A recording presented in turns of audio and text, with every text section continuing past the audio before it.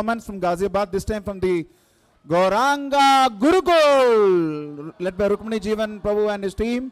गुरुकुल के बच्चे और उनके पालक सब मिलकर उन्होंने ये बहुत ही सुंदर लघु नाटिका तैयार करी है, जिसका मुख्य उद्देश्य है परम पूज्य श्री गोपाल कृष्ण गोस्वामी गुरु महाराज का जो अनवरत संघर्ष उन्होंने इस्कॉन जुहू मंदिर की स्थापना के लिए प्रस्तुत किया था, श्रील प्रभुपाद की प्रसन्नता के लिए उसको प्रस्तुत करेंगे। Get ready for the Gauranga Gurukul.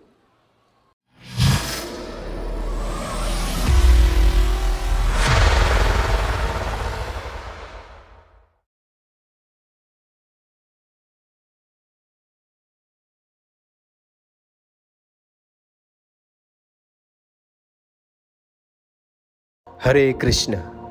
आइए हम देखते हैं कि कैसे इस्कॉन संस्थापक आचार्य श्रील AC भक्ति वेदांत स्वामी प्रभुपाद और उनके भक्तों ने मुंबई के जुहू शहर में स्थित श्री श्री राधा रास बिहारी जी का मंदिर बनाने के लिए संघर्ष किया।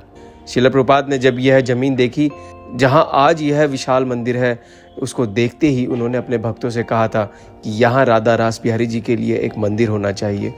यह सुनकर भक्तों के अंदर उत्साह आ गया। श्रील प्रभुपाद ने भक्तों के साथ मिलकर मिस्टर नायर, जिनकी यह जमीन थी, उनके साथ उस जमीन का सौदा कर लिया और कुछ अंश अग्रिम भुगतान के रूप में नकद दे दिया।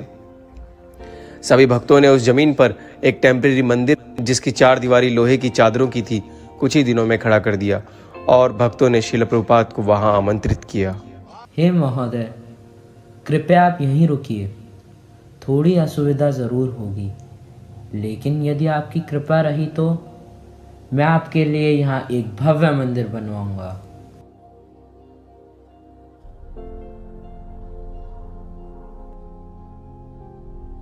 क्या हुआ गिरिराज, तुम अत्यंत दुखी दिख रहे हो। श्रील प्रभुपाद जी, आपने सही पहचाना। मैं अत्यंत चिंतित हूँ, क्योंकि मुझे जो पता चला है उससे इन सब भक्तों की और आपकी चिंता बढ़ जाएगी। ऐसा क्या हुआ? श्रील प्रभुपाद जी, मुझे हमारे वकील से पता चला है कि इस जमीन के मालिक मिस्टर नायर ने यह जमीन सी कंपनी के हाथों बेचने का समझौता किया था, लेकिन बाद में उन्होंने इस समझौते को रद्द कर दिया और अब सी कंपनी ने कोर्ट में उनके ऊपर मुकदमा चलाया हुआ है। यदि मुंबई हाई कोर्ट कंपनी के पक्ष में निर्णय दे देगी तो यह जमीन उसे ही मिलेगी।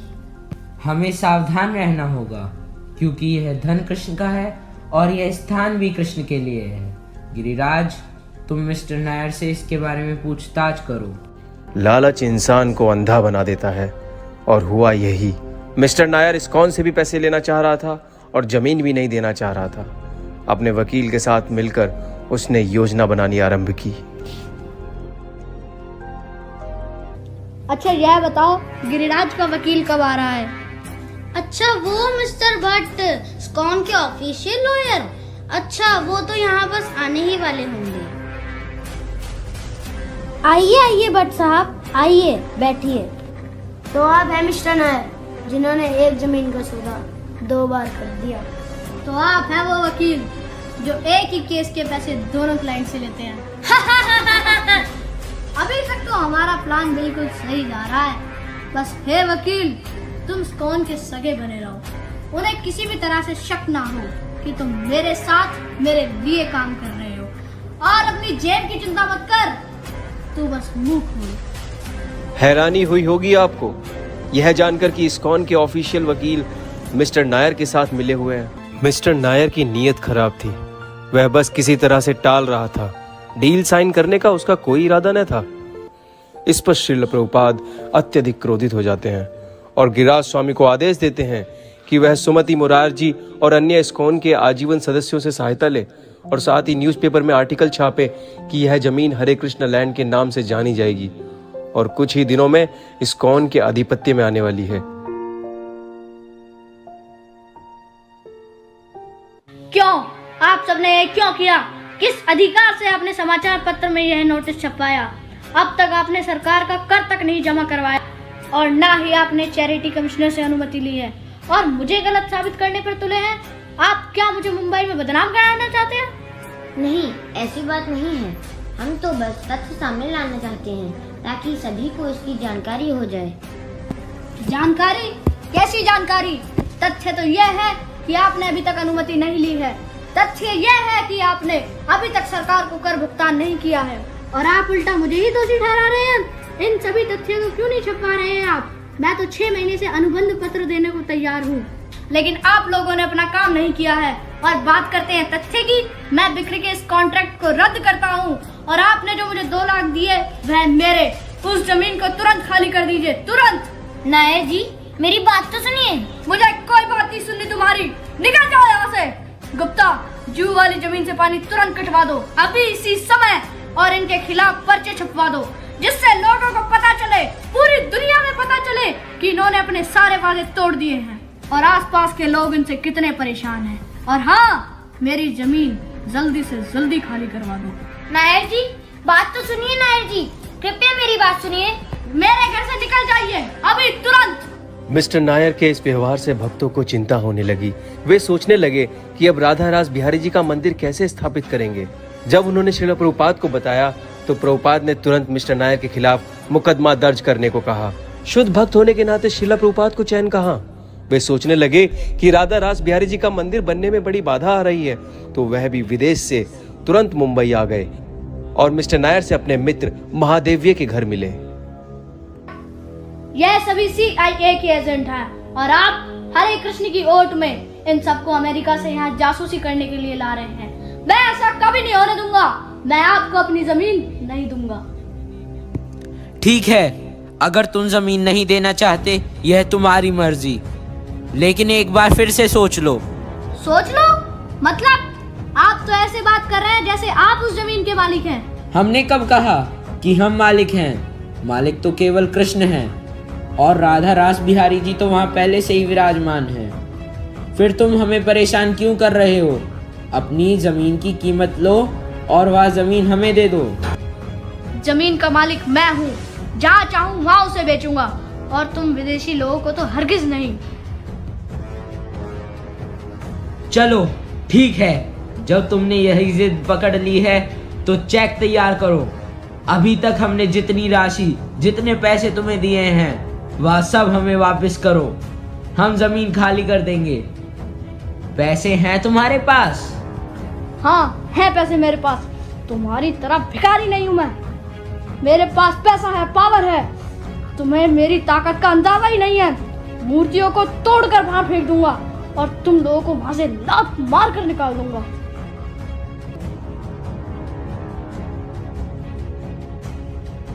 कृष्ण अपने प्रति अपराध को तो सहन कर सकते हैं, लेकिन उनके शुद्ध भक्तों के प्रति यदि कोई अपराध करे तो कृष्ण से यह सहन नहीं होता। जिस रात मिस्टर नायर ने श्रील प्रभुपाद से इस तरह बात की, उसी रात मिस्टर नायर को हार्ट अटैक आया और उसकी मृत्यु हो गई। मिसेज नायर मिस्टर नायर की मृत्यु को सहन नहीं कर पाई और इस्कॉन और उसके सदस्यों को अपना शत्रु समझ बैठी। उसने पैसों की ताकत से राधा रास बिहारी जी के मंदिर को तोड़ने के लिए म्युनिसिपैलिटी डिपार्टमेंट के कुछ लोगों को पुलिस वालों के साथ वहां भेजा।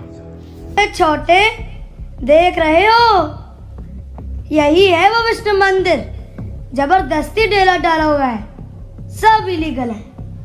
वैसा ने अपने आप को किसी में भक्त माने, दूसरा की जमीन पे कब्जा करे बे। तुम काटू कुटू देख रहे हो, जाके तोड़ो ना बे। ठहरो ठहरो, जरा 2 मिनट बात तो कर लो। ये देखो, मेरे पास सेल एग्रीमेंट के कागज हैं। ये जमीन कुछ ही दिनों में हमारी होने वाली है। इसका सौदा हो चुका है। जरा आप कागज तो देख लीजिए। अरे पंडित जी, ये कागज का खेल हमको ना सिखाओ भाई। हमारे पास भी एक कागज हुआ है जिसमें लिखा हुआ है ये तुम्हारा मंदिर इलीगल तरीके से बना है। अब किस कागज की बात माने? अरे एक बार जरा देख तो लीजिए। मैं आपके सामने हाथ जोड़ता हूँ। जाइए पंडित जी, हमें अपना काम करने दीजिए।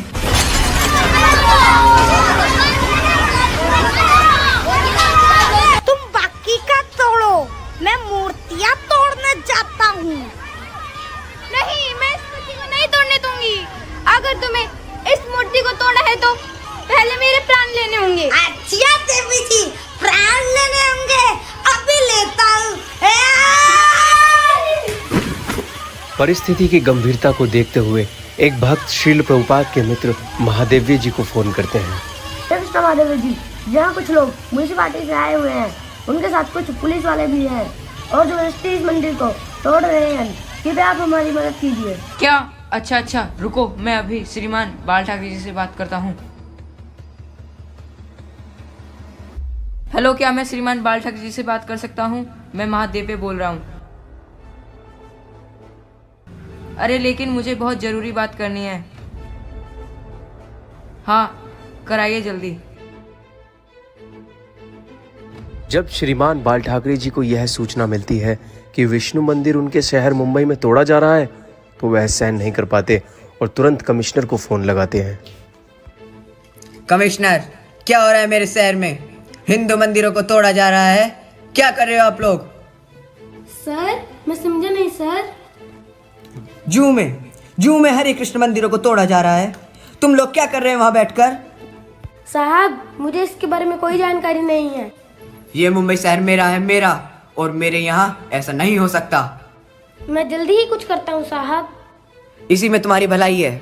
जिस किसी ने भी हिंदू मंदिरों को तोड़ा तो मैं उसे और उसके परिवार को धूल में मिला दूंगा, समझे तुम?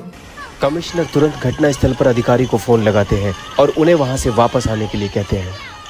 अरे रुक जाओ भाई, रुक जाओ, मेरी नौकरी खाओगी क्या? क्या हुआ बड़े, काहे रोक रहे हो? अरे छोटे, बाल ठाकरे का फोन आया है, कमिश्नर साहब से सीधा आदेश है, यहाँ जल्दी वापस चलो। चलो रे चलो, सब वापस चलो।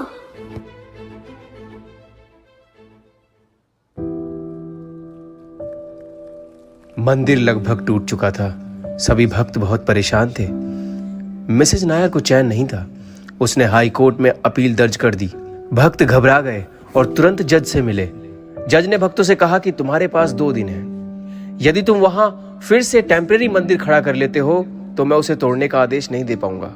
यह सुनकर भक्तों के अंदर उत्साह आता है और असंभव कार्य को करने की ठान बैठते हैं और मंदिर बनाने में जुट जाते हैं।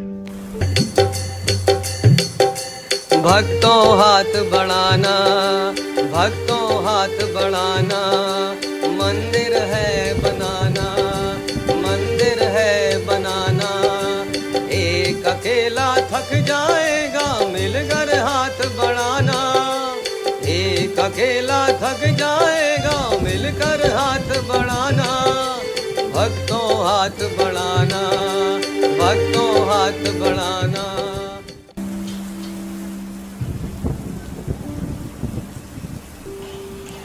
सर्दी, गर्मी, धूप, छाँव, बारिश, तूफान, भूख, प्यास, कुछ भी इन भक्तों को रोक ना पाया, क्योंकि श्रील प्रभुपाद ने श्री श्री राधा रास बिहारी जी को वचन दिया था कि आपका यहाँ एक मंदिर अवश्य होगा। गुरु यदि प्रसन्न हो जाते हैं तो कृष्ण की कृपा प्राप्त होती है। इसी कृपा के भूखे हैं ये भक्त और इनकी कोई इच्छा न थी। ओ कृष्णा आ! बस कुछ देर और, अभी आराम का समय नहीं है। अगर हमने 2 दिन में यह मंदिर नहीं बनाया तो कोर्ट हमारे खिलाफ फैसला सुना देगी। थोड़ी और हिम्मत करो, हमें अभी थकना नहीं है। क्या सब नहीं चाहते कि यहाँ राधा रास बिहारी जी का मंदिर बने? क्या आप सब नहीं चाहते कि यहाँ के लोग राधा रास बिहारी जी का जूठन उनका प्रसाद पाएं? क्या आप सब नहीं चाहते कि राधा रास बिहारी जी की हम सब सेवा करें? हिम्मत मत तोड़ो, उठ खड़े हो और इस मंदिर का निर्माण कार्य को पूरा करो। मैं जानता हूँ कि तुम सबको नींद आ रही है, मैं जानता हूँ कि तुम सब बहुत थके हुए हो, लेकिन यदि आज हमने हार मान ली तो हम हमेशा के लिए हार जाएंगे। नहीं, राधा रास बिहारी यहाँ पे जरूर आएंगे, यहाँ उनका घर बनेगा। मैं अपना पूरा जीवन लगा दूँ उनकी सेवा में। हरि बोल! राधा रास बिहारी जी की जय।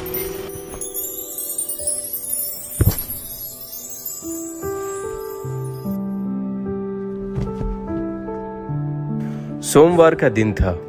भक्तों ने 2 दिन के अंदर टेम्परेरी मंदिर उस जगह पर फिर से खड़ा कर दिया। कोर्ट में पेशगी हुई।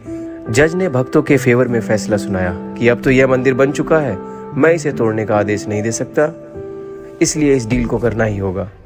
जज का फैसला सुनकर मिसेज नायर निराश हुई और भक्तों के पास जा पहुंची, जहां मिस्टर सेठी भी उपस्थित थे। कोर्ट में केस हारी हूँ, उम्मीदें नहीं छोड़ी हैं, अपना पति खोया है मैंने। तुम लोगों से तो मैं किसी भी कीमत पे यह जमीन वापस लेकर रहूंगी। 10, 20, 50 जितने चाहे उतने गुंडे अभी भेजती हूँ। 2-4 डंडे खाओगे, अपने आप अकल ठिकाने आ जाएगी, ढोंगी कहीं के। अरे ब्रजमोहन, लेकर आइयो मेरी गन। 10, 20, 50 क्यों देवी जी? भेजना तो 251 भेजना। 250 कारतूस है मेरे पास, कम से कम एक तो बचेगा अगर मंदिर तोड़ना हो तो। समझी देवी जी? मंदिर तो यहाँ बन के रहेगा जब तक मैं जिंदा हूँ। मिस्टर सेठी की धमकी सुनकर मिसेज नायर शांत हो जाती है और उन्हें समझ में आ जाता है कि श्री श्री राधा रास बिहारी जी उसी जगह पर आना चाहते हैं। वह अंत में श्रील प्रभुपाद से क्षमा मांगती है। अब भक्तगण एक विशाल मंदिर बनाने के कार्य में जुट जाते हैं। हरे कृष्णा। हरे कृष्णा। हम स्कॉन टेम्पल से हैं। हम आपके शहर में टेम्पल बनाना चाहते हैं। क्या आप उसके लिए कुछ कंट्रीब्यूट करेंगे? आप लोग बहुत अच्छा काम कर रहे हैं। इससे समाज का सुधार होगा और लोग कृष्ण भक्ति की ओर आकर्षित होंगे। मैं भी इसमें अपना कुछ सपोर्ट करना चाहूंगी। लीजिए। हरे कृष्णा। हाँ बोलो, क्या है? हम इस्कॉन टेम्पल से आए हैं, आप मंदिर के लिए कुछ दान देना चाहेंगे। और कुछ काम नहीं है तुम लोगों के पास? पता नहीं कहाँ से आ जाते हैं मुंह उठा के। धंधा बना रखा है, पढ़ लिख के देश के लिए कुछ कर लो। आगे जाओ, टाइम नहीं है मेरे पास। ठीक है। हरे कृष्णा। हरे कृष्णा। हम आपके शहर में एक मंदिर बना रहे हैं, क्या आप कुछ दान देंगे?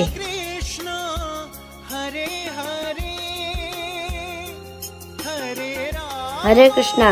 हम आपके शहर में एक मंदिर बना रहे हैं, क्या आप कुछ दान देंगे? थू थू जैसे लोगों पर, काम के नकाज के दुश्मन अनाज के, हट्टे कट्टे दिखते हो तुम, कुछ काम क्यों नहीं करते? हट।